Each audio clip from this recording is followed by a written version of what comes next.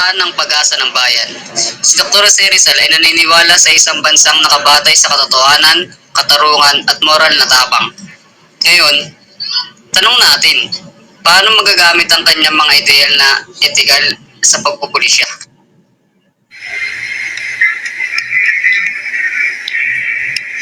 Isang malinaw na pagpapaliwala sa ksyapan ng pulisya at paglabag sa batas ng isang dapat sanay nagpapatupad nito.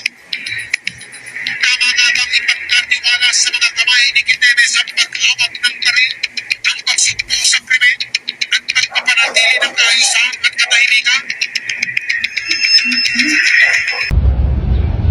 Sa ating panahon, maraming mamamayan ang nawawalan ng tiwala sa mga tagapagpatubad ng batas. May mga ulat na pang-aabuso, diskriminasyon at katiwalian. Ngunit, hindi ito ang dapat na mukha ng pagpupulisya. Ang tunay na pulis ay tagapagtanggol ng mamamayan, hindi tagapagpahirap. Walang mapangapi kung walang mga alipin. Dapat gisingin ang budi ng mga nagbabatupad ng batas, hindi upang mangibabaw kundi para maglingkod.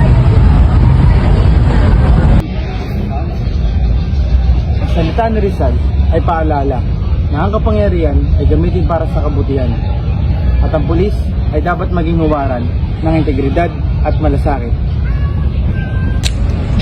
Ang Rizal Law RA 1425 ay nagtuturo sa atin na ang pag-aaral kay Rizal ay hindi lamang tungkol sa kasaysayan. Ito ay gabay para sa tamang asal, malasakit at pagiging kabayan. Tama. Bilang Philippine Criminologist, tungkulin natin ipakita ang integridad, patas na pagpapatupad ng batas, at pagtutol sa katiwalian.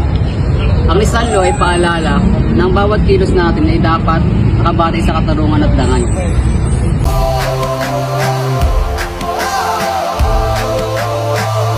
We all say, when I get older, I will be stronger. They'll call me freedom, just like a waving flag. And then it goes back, and then it goes back, and then it goes.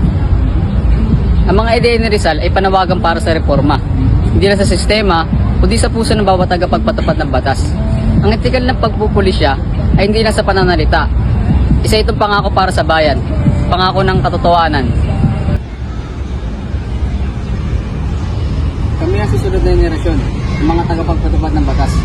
Kami ang mga tagapagtaguyod ng etikal na pagpupulisya. Kami, ang pamana ni Rizal na kumikilos. Mga pinuno, magay kamay, na. Mga pinuno, magkakamay, na.